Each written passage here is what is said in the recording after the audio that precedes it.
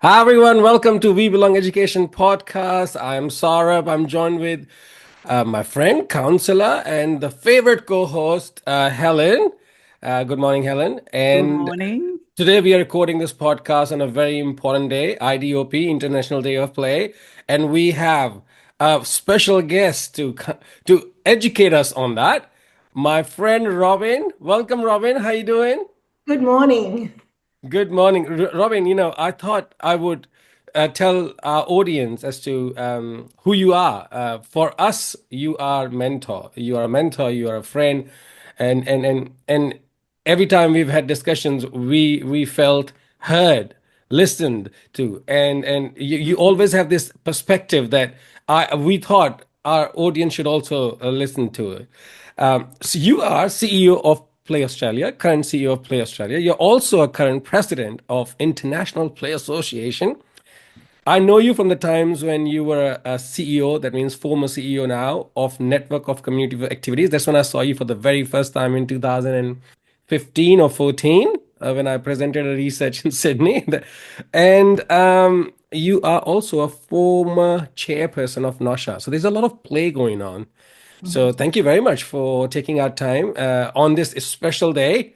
And I think Helen had a series of questions that Helen had been asking me that I should ask you. So I thought, well, let's not be the middleman. Let Helen ask Robyn. Helen, what do you want to ask That Robyn? makes complete sense. Yep. So I think let's just jump into we want everyone to know about International Day of Play, and we want to have everyone have a great understanding of it. So I think last year was the first ever International Day of Play. Is that correct, Robyn? That's correct, yes. And so I suppose my first question to you is, why is this so important? Why should we care about International Day of Play?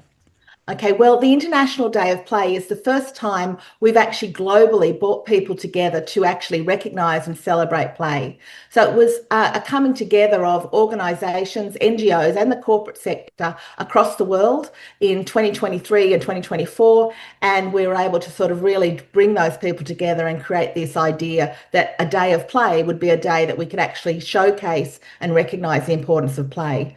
So for those of us who are doing play every day, it's going to be the same, usually business as usual. We're always doing it. But for many people, this will be the first time that they're actually starting to hear about play and the importance. So now we have groups, NGOs across the world who are actually talking about and really promoting and pushing play as a biological necessity across their organisations. And that's a really positive thing for play on a global level and also at a local level.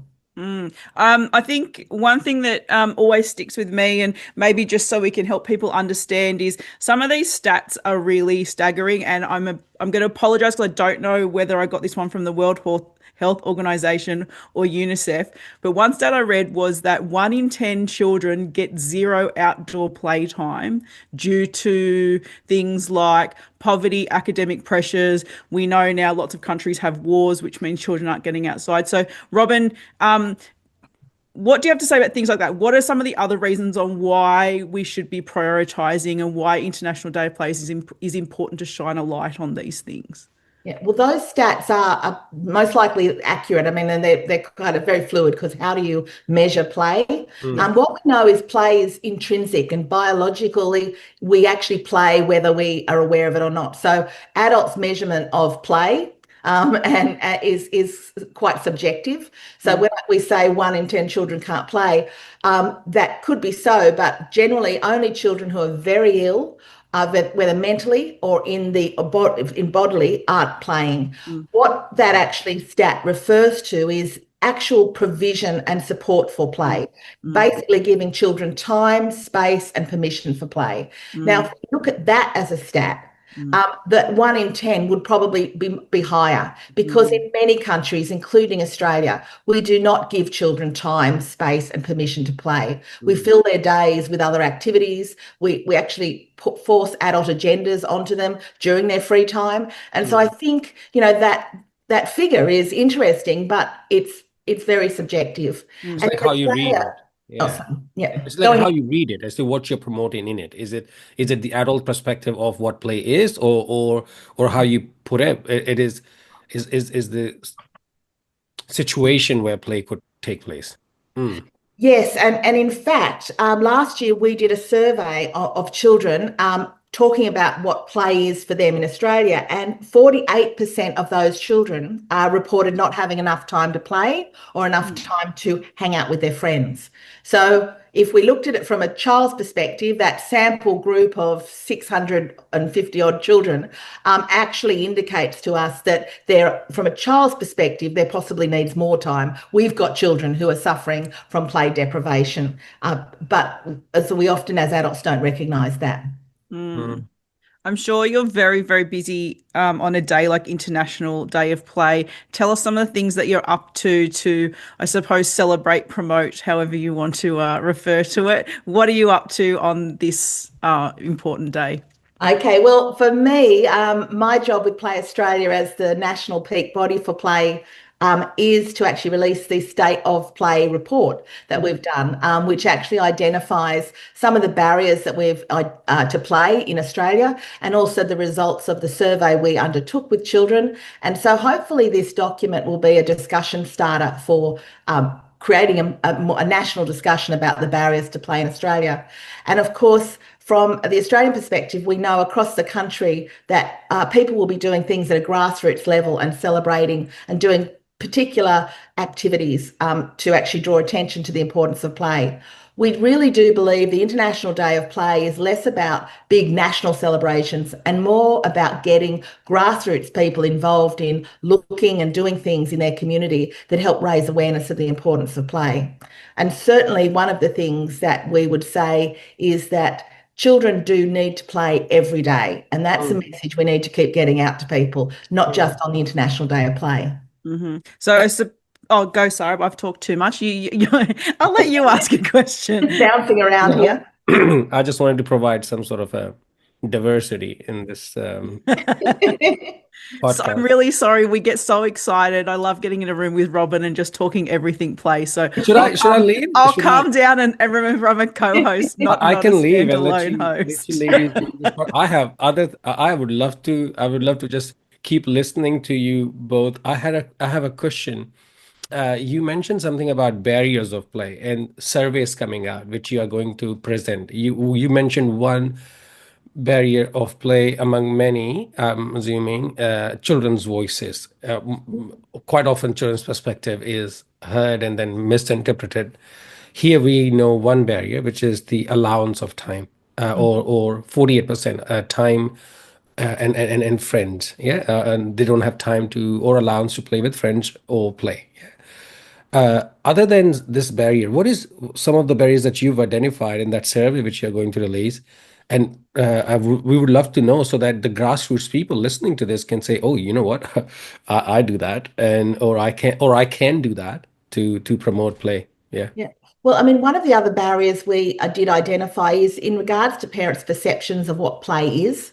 And what we do know is that with that, children's people often recognize that play is important. Everyone says play is important, but many people think that they have to actually intervene in children's play, that they have to set up children's play, and that they have to sort of moderate what happens in play. And I think in many ways, that's where we actually interfere in children's play by not actually allowing them the time and that scope to be able to develop their own play, to often have disagreements in play or not get along and be able to help resolve that themselves. This constant interruption of adults into the play space and the play frame that children create for themselves is not actually helping or benefiting children's development, but actually detracting from their ability to actually problem solve and plan and develop that capacity to have and manage complex social relationships.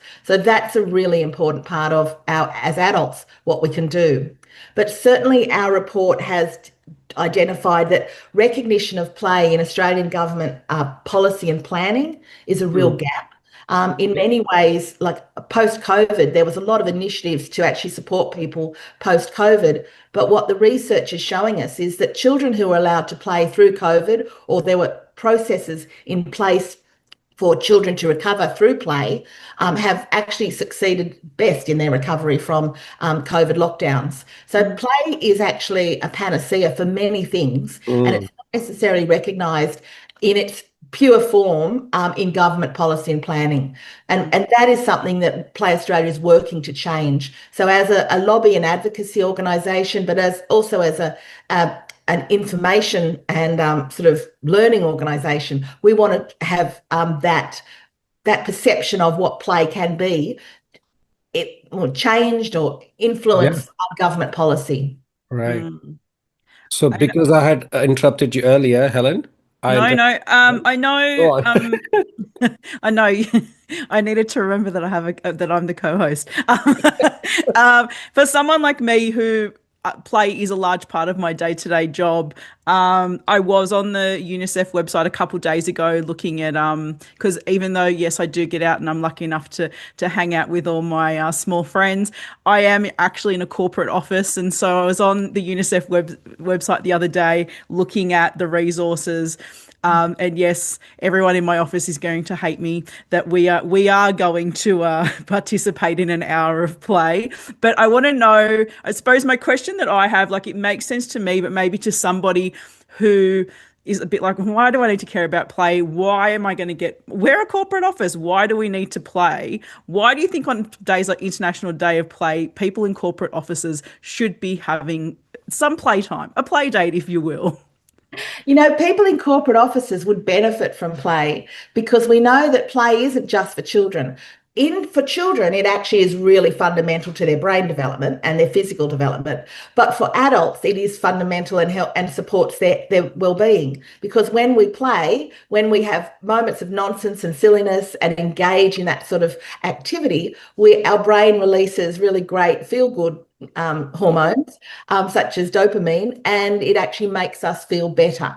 It actually improves our approaches and our opportunities in the workplace because we actually can think better. When we've got more dopamine in our brain, we think better, we problem solve better, and we actually bond better.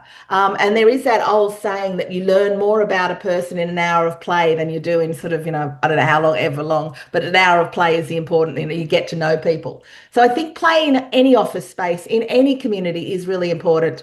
For parents, for caregivers, we all need to have time to play. And obviously playing with children is one thing, but playing with each other is also important. And I think Helen and Sarah, but you and I, we all know about the importance of play. We've been in the out of school hours sector.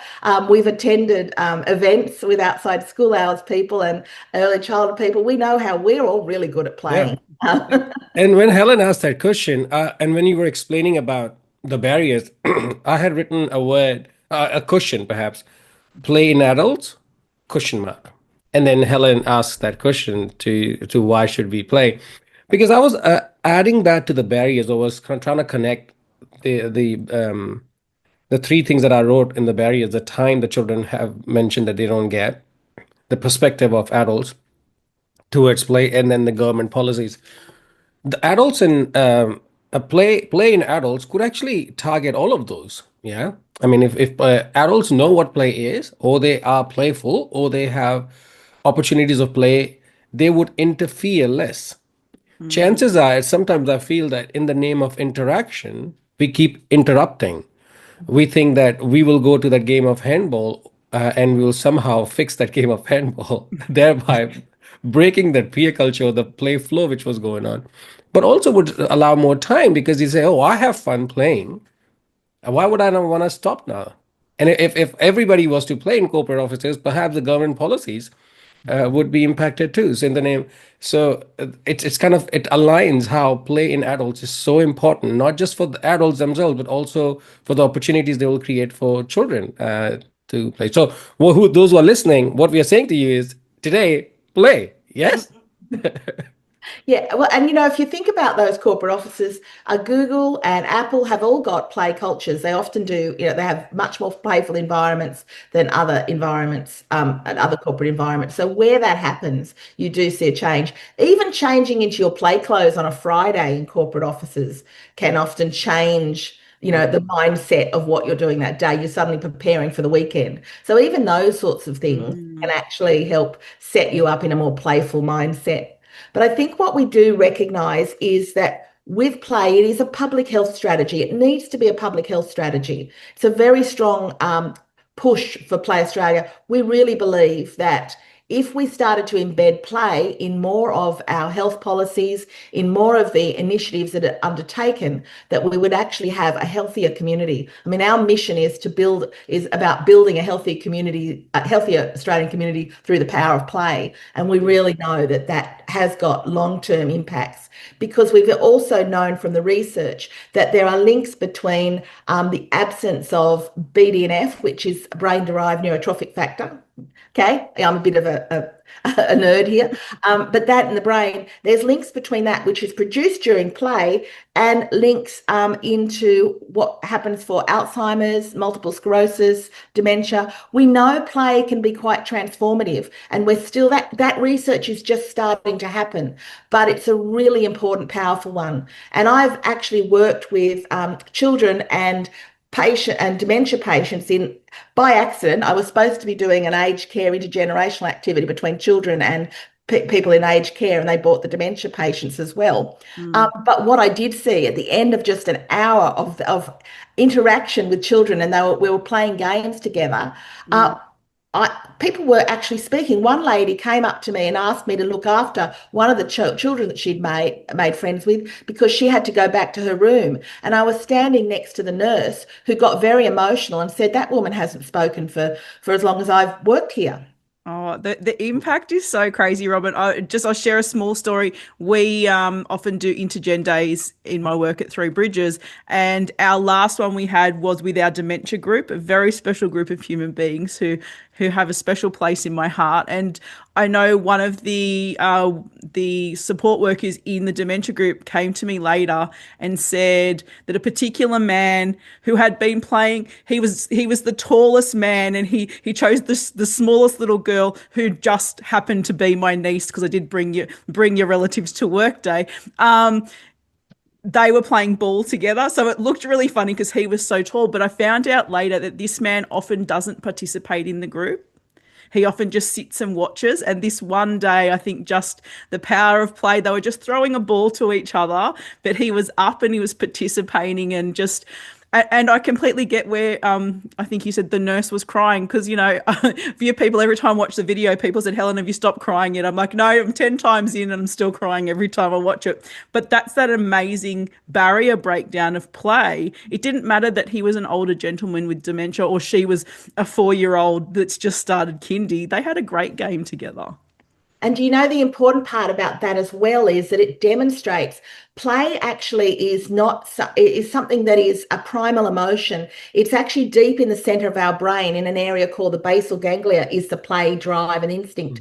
And that's where research is showing it's coming from there. So it's actually an evolutionary need that we have to play. And when you see this sort of transformative activity happening with people who start to play, you start to realize, wow, play's got a really fundamental impact on the brain, and we need to try and harness that and drive that into all of our public health strategies and our initiatives. It's a really effective way, not just to learn, but to actually sort of develop and to sort of flourish as a human being. Mm. I have two questions, and I guess I'll go one by one, but I'll ask the second question if I remember that. But I'll just stay with the first one.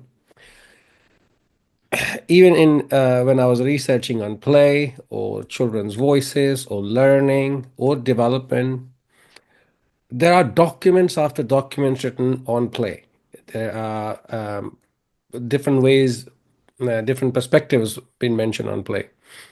You have mentioned now twice. Once you mentioned a biological necessity in early on in the podcast, and you have just recently mentioned about the part of the brain that it comes from, and it is absolutely important for our own survival, to put it this way. So then society, having gotten so much of documentation, and nobody that we meet would ever say play is not important. They don't say it, although their practices may be suppressing the opportunities of play, but they won't say. So then, Helen and Robyn both in your world, what happened?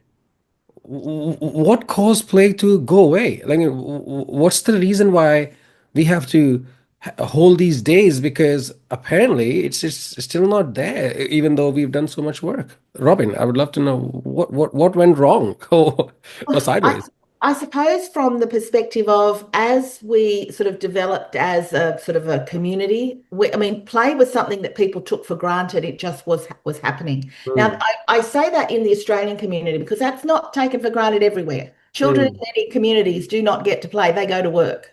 So it's not been mm, identified necessarily as in all communities across the globe. But in Australia, we actually took it for granted. We had a very rich play history in sort of in earlier years. But what has happened and this is just my hypothesis, is that as parents have returned to work and mothers particularly have gone into the workforce, we've created new institutions where children can go and play. So children playing in the street, which used to be very normal in sort of the 60s, 70s, suddenly sort of started to become there were no children to play in the streets. So that time after school changed. So more and more people started to look at what activities for their children.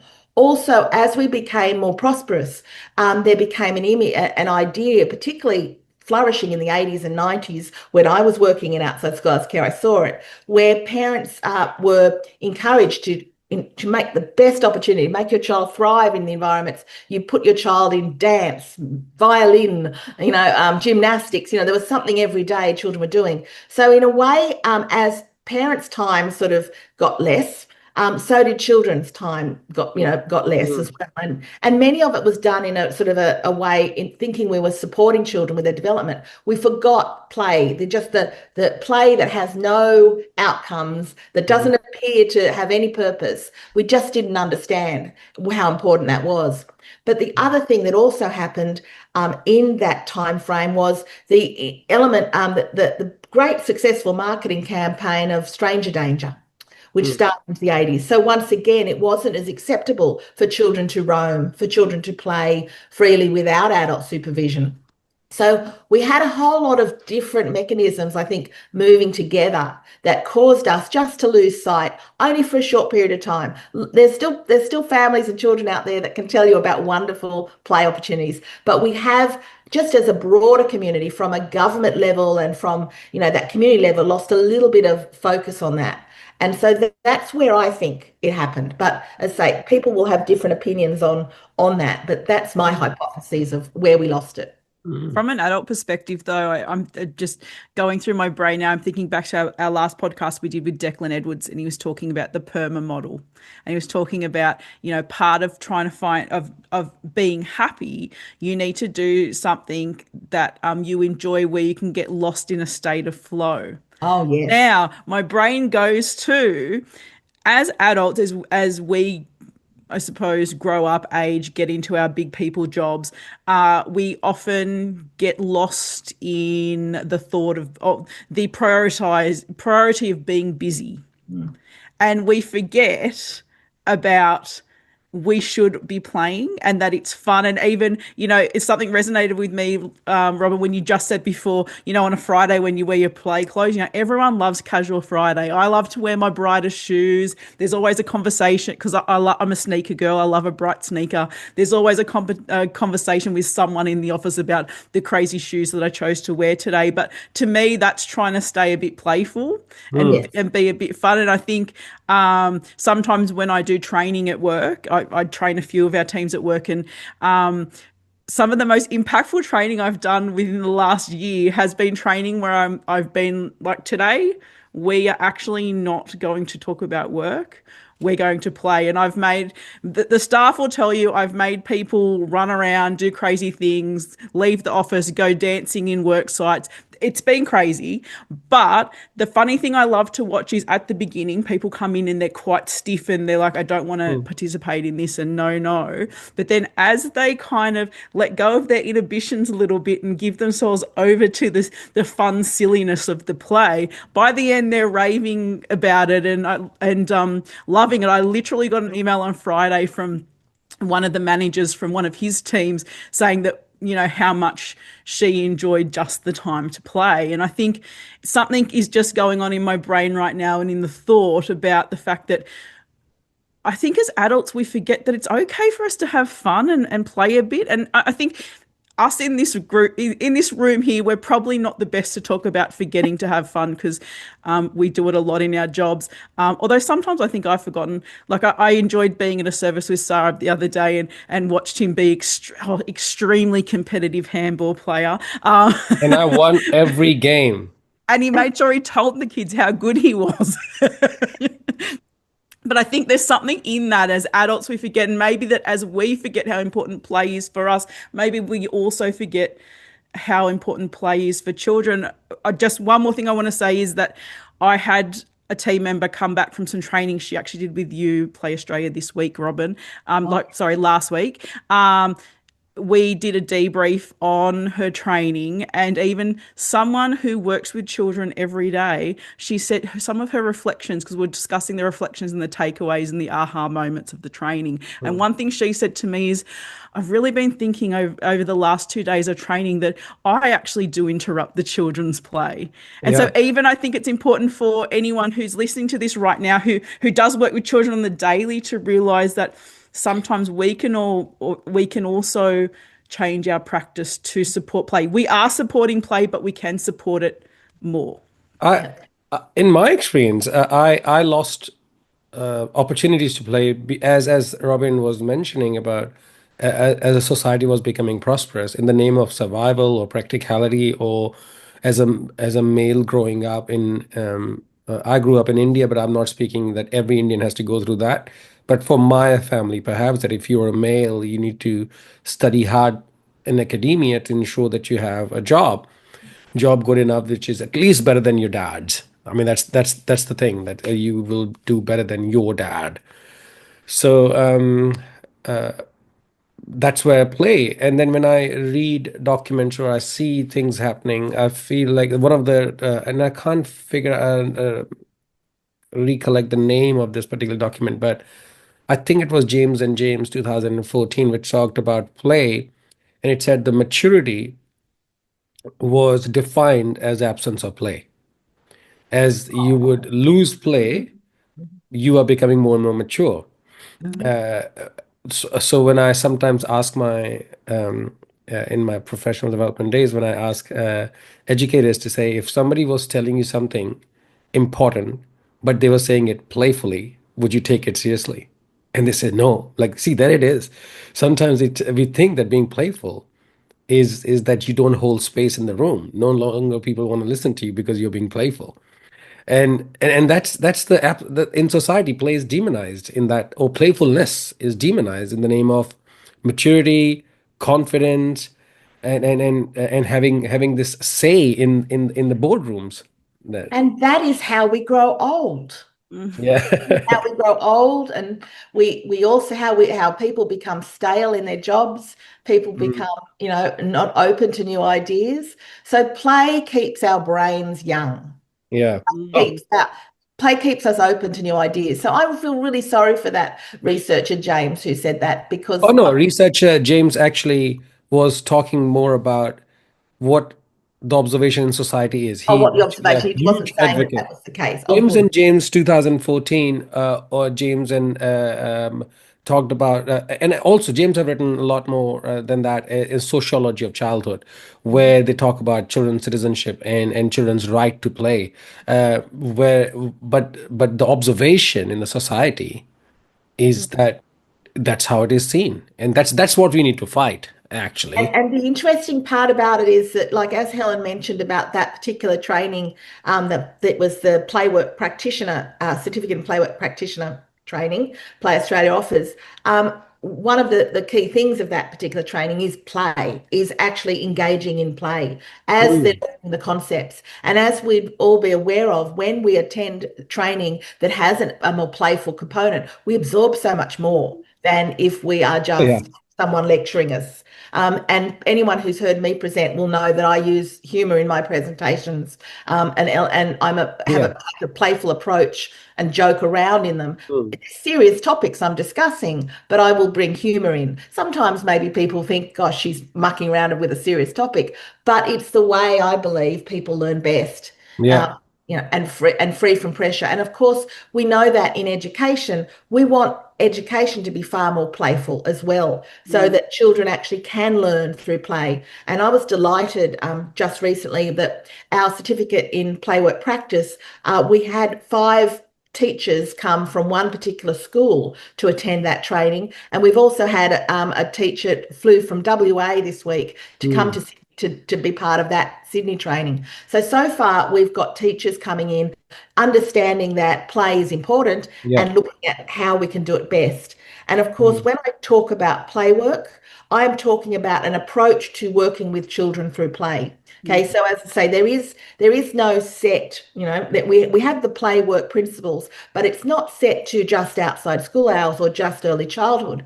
Play work is something that people across different disciplines can Mm. actually learn and implement into their programs. And we've been seeing that through Play Australia, that we're seeing that uptake through the health sector, through social work, through even a librarian has attended, so that we've got people picking up play and understanding it is a good way to use, an approach to use to work with children. Mm. So that's really good that now we have teachers or librarians or people who attending play conferences, because the awareness of play is absolutely crucial. What play is and how it benefits children and adults. I think that was my second question, and like how. But before I ask my second question, right before the podcast, even before I click record, you said that the IDOP, International Day of Play, is not just about play. It's about critically reflecting. Oh, hang on, let me stop for a second. What is play? What is the importance of play? Just give yourself that moment so you can execute not just that day, but also bring that concept of play in your consciousness. So I have certain views or perspectives on play, but I would love to know, Robyn, how do you, if it can be defined, how would you define play? Okay. Well, I would start by saying one of the challenges in defining play is because it is a deeply intrinsic personal response. But Mm. it is seen as any behaviour or activity or process that's initiated, controlled, or structured by children themselves. Right. Okay. And so that children have control over that process. And that's where it gets very tricky because adults like to control. Yeah. But I also like to think of play being on a spectrum, and that we have the sort of adult sort of initiated sort of play opportunities, and then we have at the very other end child-led, and then along that way different people and children are feeding in at different types. There is play happening where adults and children interact. There is play that happens when adults are initiating it, and then play can still happen. So I think, there are some very rigid views around play, Mm. but the reality is it is nebulous, and there is a lot of conjecture at times, and people debate what play actually is. But I think, true free play, where it's initiated, structured, and controlled by children, Yeah. and if they think that's play, Then that's that's play. play. Let's say it's Yeah. deeply intrinsic. I think that might be an important reflection that maybe anyone could take away from this. Doesn't matter who you are, whether you're an educator, a parent, a government official. Let's hope a government official might be listening to this because it's important. That maybe sometimes I really encourage adults, when you're watching play and you have that need to step in, before you do step in, just take a minute. Mm. Just take a minute, have an in the moment reflection of, why do I have a need to step in right now? And is it my agenda I'm putting on children? Because I talk about this a lot with my teams, in that just because you don't understand the play that that child is enjoying participating in, and actually they also might be by themselves and extremely happy doing whatever it is by themselves, Yeah. you don't need to insert yourself into that situation. Yeah. And I think that's, for me, that's one important takeaway that I've really been working on with my teams, is that I want them to understand that just because that play doesn't make sense to you, it doesn't mean that it's not play.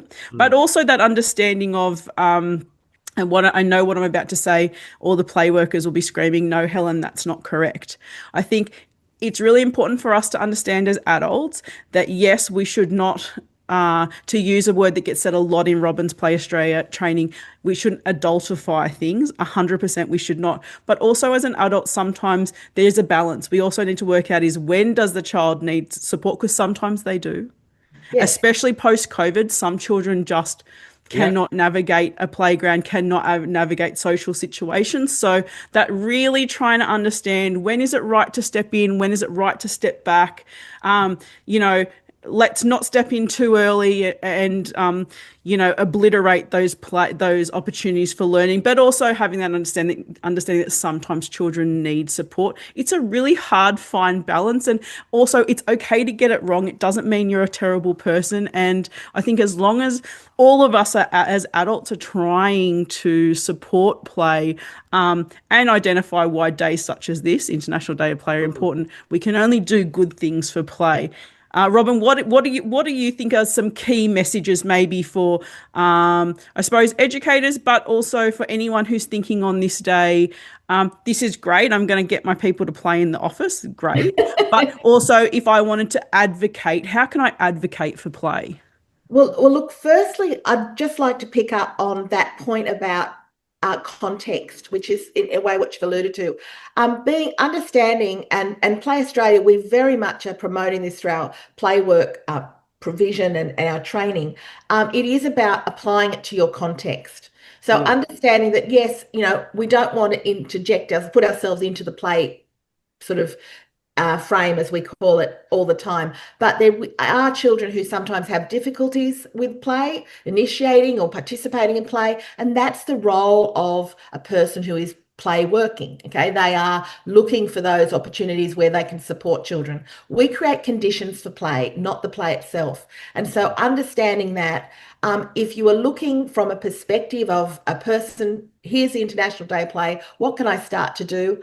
I would start to look from an advocacy perspective as to, what is our approach to working with children in regards to play? How are we currently supporting play to happen in the service or in the environment that we're working in? And where on the sort of spectrum are we? Are we way down here where it's a lot of adult initiated, or are we way down the other end where it's child led? Because context is important, and it's not one solution for sort of creating play in the environments. So I think that's the first consideration.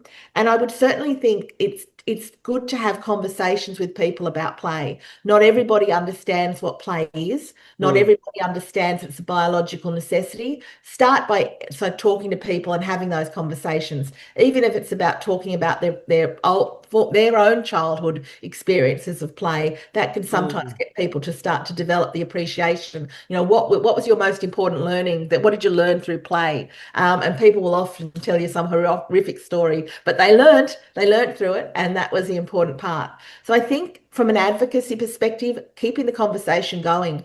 And what we do say, particularly in play work, we say it's so important, critical reflection all the time about what's happening in that environment, what that space, can you add to it, or can you, stand back? Yeah. Those sorts of things. We don't always get it right, but it's not hard and fast. It's not a hard and fast rule that we have to follow all the time. It's about working towards the goal, and the goal is to actually maximize children's opportunities to play. And that means for children to play in a way that is an activity that's controlled, Mm. structured by themselves. And when you were talking about childhood and also defining the play, for me, and also how awareness of play allows you to have a bit of an advocacy for play, because then you learn about your own childhood and reflect on it. So I've been reflecting on this particular question, what is play? And again, I will go back to a theoretical thing that I've studied recently, and how it has kind of helped me go back and reflect on play, which you really well mentioned about. Uh, I may be saying it wrong, but control created by children themselves. Yeah. What was the third thing you said? Initiated, controlled, and create. Yeah, initiated by them. Now, the study I did, Barker and his colleagues, about they allowed children to go and code play, as in they gave them two code, play and work, and they came up with every time children were doing something they wanted to do, they say it's play, and if you wanted them to do it, it's work. So, and I thought that's very interesting because. If I'm doing what I'm doing, what if I'm watching a television when I want to watch a television and the show that I want to watch, I'm playing. I'm very happy about it. I'm creating it. I'm initiating it. I'm controlling it, and it's my rules. But if you come and say the same thing that I have to do because you want me to do it, I'm like, oh, damn, I'm not playing anymore. Or you start setting the rules of the game. For me, as a child, play meant cricket. If you're cricketing, you're playing. Mhm. And now it has transformed into this sense of willingness. If you're willing to do something, uh, if you're willing to be a part of it, then you're playing. So the reason I use this word willingness is because I was reflecting on the spectrum, and it's interesting as a in podcasting, especially if you are hosting a podcast, that not only that I am listening to you, but also I'm reflecting on, hang on, how do I, what is it making sense to me? So, and also to audience sound coherent. So that's another challenge. So when Robyn said about spectrum, and Robyn, please correct me if I'm getting this wrong, and also Helen kind of indicated a little bit about that spectrum from adult to children, and there are ways, there's so many things in between. The only reason I said about willingness is because I thought, even if it is kind of initiated by adults with the intention of allowing children to have access to play or get a ticket to play because they may not have known how to initiate play, versus when children are using their sense of exercising their sense of agency and are absolutely in control of everything. I use the word willingness to kind of fit in. So if an adult has started it, but I'm willing to be a part of it, I'm enjoying it. I'm a part of it. I'm playing. Whereas sometimes when adult initiated or created play opportunities may come across as, you need to do this, and also I need to take a photo of you need doing it so I can critically reflect on it and show Oh, those people. photos. I loathe them. I loathe them because they change. When we Yeah. photograph children playing, we are changing their behaviors. They're Yeah. conscious of those cameras, and I do not support them. I wrote many years ago, I wrote a editorial about that, about life in a fishbowl. And I believe our children's services sector has been forced to document to the point Mhm. that we are now photographing children. We question, why is there a problem, with privacy? When they get to be teenagers, they're so used to having everything on show. Why are you then concerned that their overuse of social media? I mean, Mhm. really, we're generating this, where it's adults are creating these environments and Yeah. children are responding to them. So And sorry, I've just had a little bit of a rant about no, photos. we love That's the next venting that's in the this next podcast. podcast Robyn's coming back for. We're going Yeah, to Yeah. I talk really, I about really digital feel very documentation. strongly that Every when we record children, and people will defend the other way, and that's great, that's healthy debate. But I do say, when you are photographing a children playing, child playing, they are conscious of it, unless they're completely lost in the flow, yeah. but it's long distance lens. But I mean, generally in an environment such as a child a service, a children's service, they are conscious of cameras everywhere. So it does alter their behavior. Yeah. And Hmm. and if a child comes up to you and says, "Can you take a photo of this?" Fine. But I'm just this idea of photographing them to show it. I'm afraid we're going to have to get regulatory authorities and government to actually understand that they'll just have to take our word for it. Children Yeah. play. Yeah. Play. Mm. It I is so am intrinsic to them. Yeah. Yeah.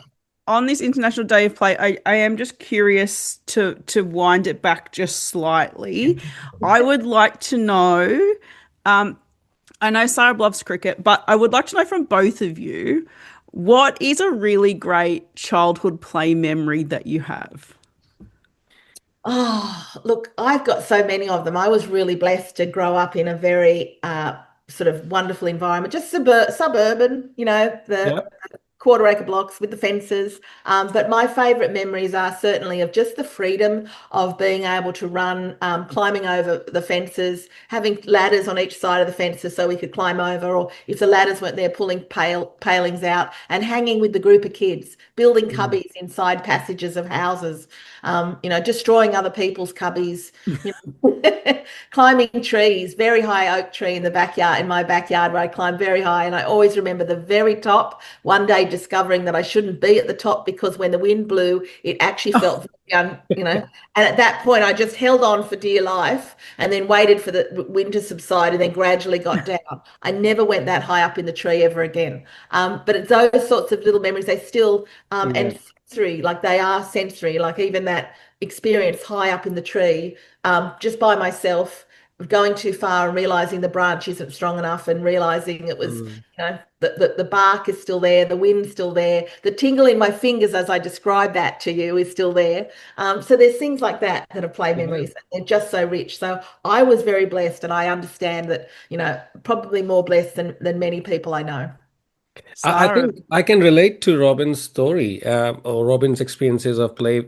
Firstly, when Robin mentioned something about freedom, that was made available to me not because my parents wanted to provide freedom. My parents cared less of what I was doing after school. So there was this area near our house. A lot of houses were getting constructed. So while playing cricket, if the ball went onto the terrace of this not built house yet, we had to find a way to get on the top of the house, on the to the terrace to get the ball. But once as I went up, I realized that I didn't have to use the stairs to come down because of the under construction nature of this place. There was a huge sand pit, like leaning against the walls. So I just jumped. Uh, and when my friends saw that we could do that, we let go of the game of cricket, and all we could do was climb from one side, which is under construction, holding onto these bamboos, grab more like a rock climbing kind of experience, getting to the terrace of this house, go all the way back as if it's going to help us, and then run and then jump onto that sandpit. Nobody in my family knows about this. But that is just one of those experiences. Finding cobras while playing cricket, and then throwing a tennis ball, um, running away from a cobra, but then going close to the cobra to say hi, cobra, and then running away from it. And it's just we were just playing with cobras. Yeah, there were lots of experiences, and of course that's out of bounds now. But I think most of my memories were out of bounds. Yeah. I find it absolutely hilarious that both of the stories you guys have just told fall into a category that Robin, we've talked about a fair bit. That's scary funny. Um, Yeah. And that risky sort of play, yeah, scary, funny, risky. And that's interesting. But I should also say that whilst we both quoted risky things, I also had a lot of rich experiences, just that I used to love ABBA, and we used to have concerts in each other's garages, in the neighborhood garages. And, we used to make the boys be Benny and Bourne and all those sorts of things. We used to do all sorts of, so there's, in the play spectrum, once again, there's those high risk Yeah. things like Sarah and I quoted first, and there's also the other, the more the more sort of, I would say, less risky. Less risky. And so play doesn't have to always be high risk, to be play. Play can actually be balanced, and I just want to emphasize that because I think there is a little bit of a movement of people thinking in order to play, children have to take risks. Risk. Yeah. They Mhm. do take risks, but they're not all risks to their health and safety. They're emotional risks, and there's smaller risks in anything we do. So I just want to draw attention to that, so we don't lose play in that idea of high risk activity.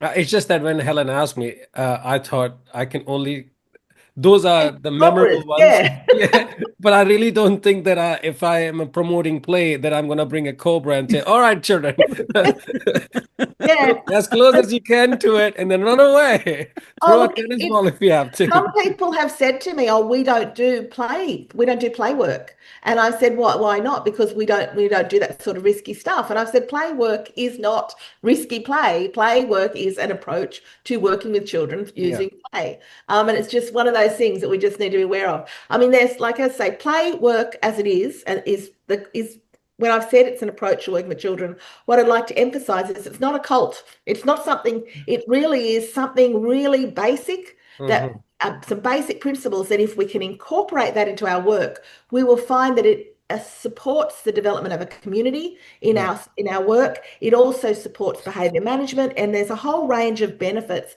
that flow on from adopting a play work approach.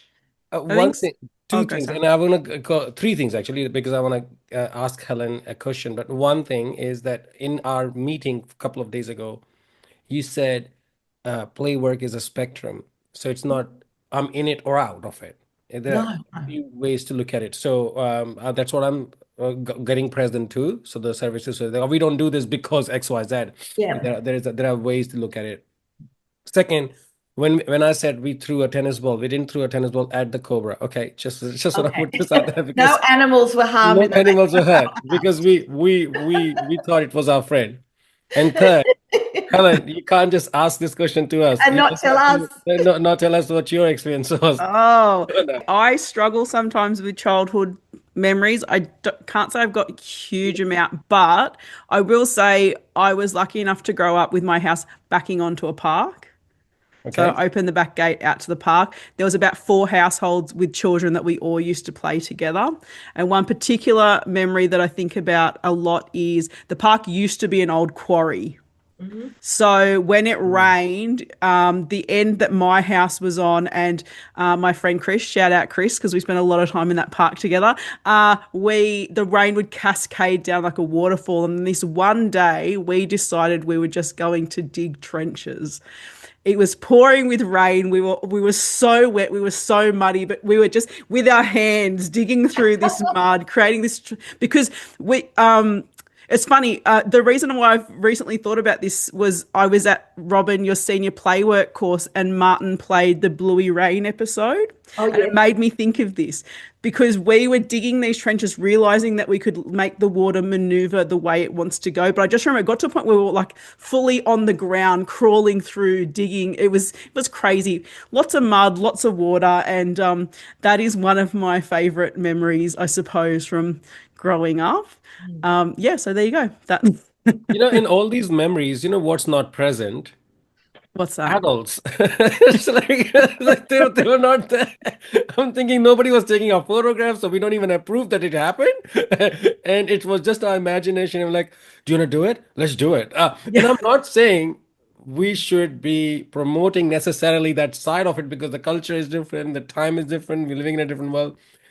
But it's just an observation that what's happened is I that do think, though, it's a demonstration for how we as adults can think about what is that balance because we know it would seem very clear that the three people in this room were allowed to go out and play in the streets a little bit more than what is yeah. happening now. We know that it's not happening as much, sometimes for valid reasons, sometimes we are a little bit too cotton wool parenting. Mm, But maybe we need to consider what is that balance? How do we afford children those opportunities mm. to feel like maybe they have Ownership. they well that they have that autonomy and no one's watching them and they can Yeah. do whatever they like. Actually, I was having a conversation at the senior playwork course with our friend Daniel Burton, and he said sometimes you just need to turn your back. Mm. I call it conscious incompetence. So conscious incompetence means that you're aware of what is happening, but you are not going to take action. You may step back and just be, Mm. appear to be busy somewhere else. And Well, and like I did the total opposite. I was like consciously very competent and beating everyone in handball and cricket when Helen was watching. But it was just my access to this new peer culture. I just wanted to know how do I get in, and they just invited me, and it just became a really good game. And then, um, yeah, but we can keep talking about. I think we've been talking about play for the last 2 days now, and we can keep talking about for the next 48 hours. But since IDOP is here with us today, Mm. yeah, and we have also mentioned a couple of time courses. Like I've heard this now, of course. So, uh, moving forward, for those who are listening to this, what are some of the things that we can do today, not just today, but also to empower our team and ourselves? Robyn, what can they do? What can they learn? How they can learn? Can you please tell us a little bit about these courses? Yeah, okay. Well, I would really welcome everybody to enrol, particularly if you're in the out of school hours sector. We've got an introduction to playwork principles, which is an Mm. online module, just 1 hour, and it will introduce you through a range of what the playwork principles are. And that is what playwork's all about. It's what playwork is based upon. They're international principles that have been established. So they will give an introduction to you about playwork, and it will help develop your understanding because Mm, playwork isn't about loose parts. It isn't about risk taking. Play work is much more than that, mm, and it's also a way of working. So I think yeah. that's a really good start. The other thing I would do is, encourage you to participate where you can. And we do have the a certificate in play work practice, Mhm, but that of course is for people who are really wanting to go to that next level to really develop a qualification. And so we do have mm, that available, and we bring our trainers from Wales because Play Wales is leading the way in play work delivery. So Play Australia is working closely with Play Wales to actually ensure that happens. mm, You're going to hear a lot more about play in the coming 12 months because we've also got the Asia Pacific Conference happening at the end of June. And the Asia Pacific Play Conference is actually looking at playful provocations. We're going high level around really looking at what play is and how it can develop. And there's three streams: urban planning and design, education and the arts, and health and well-being. And of course, wow. people are crossing over. But there's another opportunity. So there'll be more information coming out about that. Yeah. Okay. But of course, if you like to sign up to Play Australia and get our newsletters and updates, and we'd love to sort of engage more with people and be there to support them on their own journey towards creating a more playful environments for the children that they care about. And those who didn't know about that, you heard it first on We Belong Education podcast. Yes. And Play Australia's been around since 1913, so over Wow. 110 years. Huge. We've been looking and developing and advocating for play. But you, as say, we're really just getting our speed up now. Yeah. And so we're not going anywhere. You know, Now, bec- Helen, please go. Oh, I was just going to say, because we love social media, even though we've just talked about overly photographing things, but we're going to go. If you are doing something particularly playful for International Day of Play, Robyn, is there a hashtag? Are we tagging people? How are we Yep. raising this awareness on social media? Definitely hashtag IDOP 2025. So that's IDOP Hmm. 2025 and hashtag Play Australia. Hmm. Or tag us if you're signing, and then as I said, we'll be able to copy on Yeah. and forward those things on. Mm-mm. Mm. Well, I have written a lot of notes as we always do when we have this on our podcast. But Helen, before I say that, any closing comments from you about IDOP and play overall? I am not the aficionado on IDOP, but I will say on this International Day of Play, I encourage two things. If you don't know what Article 31 is, please become familiar and really look at the children's right to play because that's super important. But also, I just really encourage that everyone today and moving forward have a playful day and do something that is fun, funny, scary, funny, whatever it is. Just let's get back to playing. Stay away from snakes. I wrote a lot of points.